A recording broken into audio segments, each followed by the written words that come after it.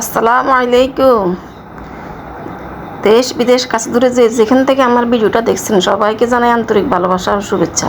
বরাবর মতো আপনাদের মাঝে চলে আসলাম নতুন একটা ভিডিও নিয়ে। আশা করি আপনাদের কাছে ভালো লাগবে। ভালো লাগলে অবশ্যই আমার ভিডিওটাতে একটা লাইক দিয়ে দিবেন, আর খুব বেশি ভালো লাগলে সাবস্ক্রাইব করে দিতে ভুলবেন না। আর যারা যারা সাবস্ক্রাইব করে আমার পাশে আছেন তাদেরকে জানাই অসংখ্য ধন্যবাদ। এই তো আজকে সকালে ভাবছিলাম আমার বাসার রুমগুলোর আর কি বেডশিটগুলো একটু চেঞ্জ করব। তো এখানে আমার মেয়ে আর আমার মেয়ের বোনের মেয়ে শুয়েছে, তো এখন তো আর কেউ শোয়ার নাই। তো ভাবছিলাম এটা চেঞ্জ করে মানে ধুয়ে দিব আর কি, ময়লা হয়ে গেছে, চেঞ্জ করে তারপরে অন্য বিছনা বিছিয়ে দিছি আর কি। এই যে ওই রুমটা বিছিয়েছি, তারপরে এইটাতে চলে আসলাম। এইটাও এই খাটটাও সুন্দর করে আগে বিছনাটা উঠিয়ে এখন বিছনা করে নিচ্ছি এই আর কি। আজকে আর বেডশিটগুলা ধুইতে দিব না, আর অন্যদিন ধুবো আর কি একটা একটা করে, কারণ একসাথে সব কাজ করতে পারি না। যেহেতু একা হাতে সব কিছু করি, সব কাজ একসাথে করাও যায় না। আর এই যে মেয়ে পড়তেছে টেবিলে, আমি বিছনায় দিকে গুছিয়ে দিছি, আর মেয়ে বসে বসে পড়তেছে না, অঙ্ক করতেছে।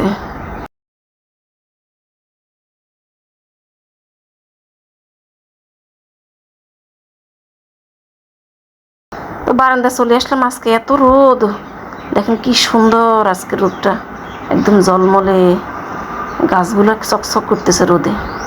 আর গাছগুলো আমার বারান্দার গাছগুলো একদম নোয়ে গেছে এই আর কি। আর এদিকে দেখেন ওই যে ছয়তলা বাবির, আমি তো সাততলা, ছয়তলা বাবির কুমড়া গাছ কি সুন্দর, এটাও রোদ একদম নোয়ে গেছে। তো পরে কি চলে আসলাম কিচেনে, সব কাটা বাছা বলতে কি মাংসগুলো কাটলাম, ধুলাম, সব কিছু রেডি করলাম, মশলাগুলো রেডি করলাম। আদা রসুন আগে ব্লেন্ডার করা ছিল, জিরা, গোলমরিচ আর ধনিয়া একসাথে মিলে ব্লেন্ডার করে নিচ্ছি আর কি। আর পেঁয়াজ কেটে নিচ্ছি, সবগুলো মানে রেডি করছি। এখন রান্না বসাই দিব আর কি। এই রেডি করাটা একটু কষ্টদায়ক, এখন দাঁড়িয়ে দাঁড়িয়ে রান্না করবো এইটাই। তো মোটামুটি অফ ক্যামেরা অনেক কাজে করছি, ঘর দুয়ারও পরিষ্কার করছি, এখন রান্না শেষ করব। আজকে শুক্রবার, হাজব্যান্ড আবার আমাদের বিল্ডিংয়ে মানে নিচে এজিএম হচ্ছে, মিটিং হচ্ছে আর কি, সবাই মিলে বিল্ডিংয়ে 30 জনে মিলে মিটিং বসে। ওই বিল্ডিংয়ে যে কাজগুলো বাকি রয়েছে এগুলো কীভাবে করবে, কার কাছে কী দেও না, এই আর কি ওদের একটা মানে আলোচনা হয় আর কি। তো ওইখানে চলে গেছে, ও আসবে আর কি। আর ওইখানে খাওয়া দাওয়া হবে হয়তো। যারা যারা বিল্ডিংয়ে উঠে নেই, দূর থেকে আসে, তারা কই খাবে দুপুরে। তো ওরা রেস্টুরেন্ট থেকে খাবার নিয়ে এসে যারা যারা যায় বিল্ডিংয়ে, যারা যারা যায় তাদেরকেও খাওয়ায় এই আর কি। তা আমি রান্না করতেছি এদিকে, একদিকে মানে ডাল বসা দিচ্ছি, পেঁয়াজ, কাঁচামরিচ, তারপরে হলুদের গুঁড়া, লবণ এগুলো দিয়ে বসিয়ে দিচ্ছি এক চুলায়। আর এক চুলায় এখন আমি কলিজাটা গুঁড়ো করে নিব আর কি। তো এখন কলিজা বুনা করার জন্য এই পাতিল এখানে বসা দিচ্ছি, তেল মানে পাতিলে তেল দিয়ে দিছি, সরষের তেল। একটাই সমস্যা, প্রচুর মানে উঠে, ফেনা উঠে। প্রথমে কতক্ষণ অনেক ফেনা উঠে, এরপরে আস্তে ঠিক হয়ে যায়। তো আমি একটু লবণ দিয়ে দিচ্ছি, এরপর দারচিনি, এলাচি, লং, জায়ফল একটু গুঁড়া দিছি, আর একটু স্টার এনাইস সামান্য, স্টার মশলাটা একটু সামান্য দিতে হয়, না হলে মানে এটা তো স্ট্রং ফ্লেভার, বেশি দিলে একদম তরকারি খাওয়া যায় না, অতিরিক্ত স্যান্ড হয়ে যায়, সেজন্য সামান্য একটু দিছি আর কি। তো সব আগে হোক একটু, এরপর দিয়ে দিব পেঁয়াজ। দেখেন কীভাবে ফেনা উঠতেছে, পুরো পাতিল পড়ে গেছে। এটাই মানে সরষের তেলের এইটাই সমস্যা, ফেনা উঠে প্রচুর। তো সরষের তেল, আমি তো সোয়াবিন তেলও মাঝে মধ্যে খাই, তেল চেঞ্জ করে খাওয়া উচিত আর কি। 2-3 মাস যখন একটা তেল খাবেন, এরপরে অন্য একটা তেল খাওয়াটাই উত্তম। তা এখন তেল এনেও রাখছি, সরষের তেল যেটা সামনে আছে এটা দিয়ে রান্না করতেছি। আর গরুর মাংস, গরুর কলিজা এগুলো আমি সরষের তেল দিয়ে খেতেই পছন্দ করি, সেজন্যে আর সোয়াবিন তেল দিইনি এই আর কি। বেশি আমরা সরষের তেলে খাই, আর সোয়াবিন তেল দিয়ে ভাজা ফোড়া এগুলো করি, এই জন্যে সোয়াবিন তেল সবসময় রেখে দেওয়া লাগে।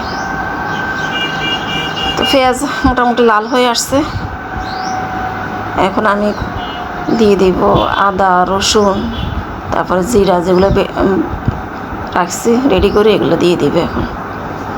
আগে একটু ভালো করে এটা লাল লাল করে ভেজে নিই, পেঁয়াজ আর গরম মশলাগুলো। মশলা কষানোর মধ্যে মানে সব কিছুর টেস্ট আর কি, মাংস বলেন, সবজি বলেন, মাছ বলেন, সব কিছুর টেস্ট মশলা কষানোর মধ্যে।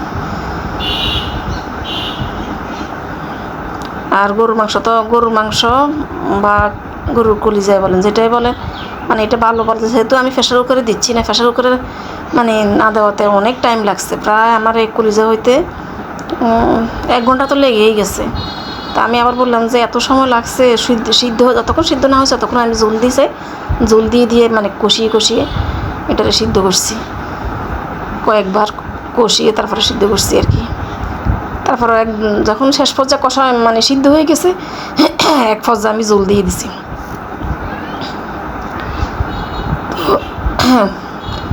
ইদানিং কি একটা সমস্যা, ভয়েস দিতে আসলে আমার গলা বসে যায়, তো সরি, সবাই একটু ইগনোর করবেন। এখন দিয়ে দিছি জিরা বাটা, জিরার সাথে আবার গোলমরিচ ছিল, ধনিয়া ছিল, এটা দিয়ে দিছি, আদা রসুন তো দিয়েছি। তো এখন ভালো করে কষাচ্ছি। ধনিয়ার মানে হলুদের গুঁড়া দিয়ে দিব, হলুদের গুঁড়া, মরিচের গুঁড়া, এগুলো দিয়ে ভালো করে অল্প একটু জল দিয়ে কষিয়ে নিব। হলুদের গুঁড়া দিচ্ছি এটা দেখা যাচ্ছে, কিন্তু মরিচের গুঁড়া যখন দিলাম তখন আর ভিডিওটা মনে হয় রেকর্ড হয়নি। এই যে এখন ভালো করে কষাবো। আমি কিন্তু মরিচের গুঁড়াও দিছি, এখান দিয়ে আর ভিডিও করা হয়নি। দিয়ে এখন ভালো করে একটু জল দিয়ে কষিয়ে নিচ্ছি, অল্প একটু জল দিব মশলা কষানোর জন্য। তো এখন লাল লাল করে ভালো করে একটু কষিয়ে নিব।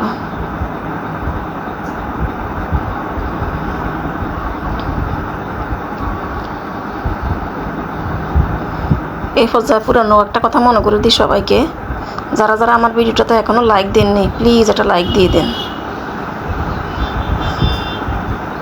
আপনার একটা লাইকে অন্যজনের কাছে আমার ভিডিওটা যেতে সাহায্য করে। তো এখন মাংসগুলো দিয়ে দিলাম, মানে কলিজাগুলো আর কি, দিয়ে ভালো করে নাড়বো। নাড়তে নাড়তে অনেকগুলো জল বাইর হয়ে যাবে, প্রায় এই মাংসের গায়ে থেকে জল যতটুকু বাইর হয়েছে, আমি 10 মিনিট কষাইছি এই মাংসটা এই জল দিয়ে।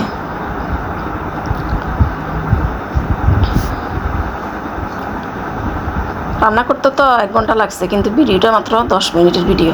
তো সব তো শেয়ার করা যায় না ডিটেলস, মোটামুটি যতটুকু পারছি অনেকবার জল দিয়ে অল্প অল্প জল দিয়ে মাংসগুলো কষাইছি, বুঝছেন, কষানোর কাছে মাংস টেস্ট। এই যে এখন জল বাইর হচ্ছে, এই জলে কষানো হয়ে গেলে আরও কয়েকবার জল দিয়ে কষিয়ে একবারে জল দিয়ে দিব। তো কলিজা বোনাটাও টেস্ট হয়েছে অনেক। মেয়ে তো ওরা বুড়ো খাবার দিচ্ছে, এগুলো সে খাইনি, নিয়ে আসছে বাসায়। তো আমার মেয়ে, এখন তো আমি বয়স দিচ্ছি সেজন্য বলে দিচ্ছি আর কি আগে। তো আমার মেয়ে ওইটা মানে যেটা নিয়ে আসছে ওরা খাবার রোস্ট, তারপরে বক্তা, আবার কি জানি একটা শাক, এটা দিছিল। তো ও আর খায়নি, ওইটা দিয়ে বাসায় তারপর নামাজে চলে গেছে। মেয়ে আবার এটা খেয়ে নিচ্ছে, আর একটু সামান্য একটু নিচ্ছে, কলিজা নিচ্ছে। তো বলছে অনেক টেস্ট হয়েছে আম্মা, তোমার ও আব্বু আনার খাওয়ার থেকে তোমার রান্নাটাই টেস্ট হয়েছে। ওদের খাওয়াতে নাকি অনেক ঝাল ছিল, মুরগির রোস্টটা অনেক ঝাল দিয়ে দিচ্ছে, কোন রেস্টুরেন্ট থেকে আনছে জানি না, অনেক জাল হয়েছিল ওই দিনকার ওদের খাবারগুলোর মধ্যে। তো এখন আমি আবারও জল দিয়ে কষাচ্ছি, এভাবে কয়েকবার কষানো হয়েছে। ও বললাম না 1 ঘন্টা লাগছে প্রায় আমার এই মাংস রান্না করতে। এদিকে ডালও হয়ে গেছে, ডাল আমি মানে বাগার দিয়ে নামিয়ে নিছি। তো এক চুলা ভাত বসিয়ে দিচ্ছে, আর এক চুলাতে মাংস হচ্ছে। এই যে ভাতও হচ্ছে, ভাতও হয়ে যাইতেছে, কিন্তু মাংসের কোনো এখনও খবর নাই। তো কলিজা এখনও হচ্ছে। এখন আমি দিয়ে দিলাম মানে কিছু কাঁচামরিচ। তো হয়ে গেছে অলমোস্ট, এই যে ফাইনাল লোক কলিজার। আর এদিকে ভাতও মার গালে নিব, ডাল, কালকের একটু মিষ্টি কুমড়া তরকারি, আর এখানে দুধ। তো ওই যে হাজব্যান্ড খাবারগুলো নিয়ে আসছে নিচে থেকে, যে মিটিংয়ে যে খাবারগুলো দিয়েছিল তো তাবাসুম কানে দিচ্ছে, তাবাসুম এখন এগুলো খুলে খাবে আর কি। আমার এখান আমি যে কলিজা রান্না করছি এখান থেকে একটু নিচে আর কি। ওদের খাবারগুলো নাকি এত ঝাল ছিল, রোস্টে নাকি মানুষ এত ঝাল দেয়। তাবাসুম মানে খেতে অনেক কষ্ট হয়েছে। তো ভিডিওটা আজকে এ পর্যন্ত। সবাই ভালো থাকেন, সুস্থ থাকেন, দেখা হবে পরবর্তী ভিডিওতে। আল্লাহ হাফেজ।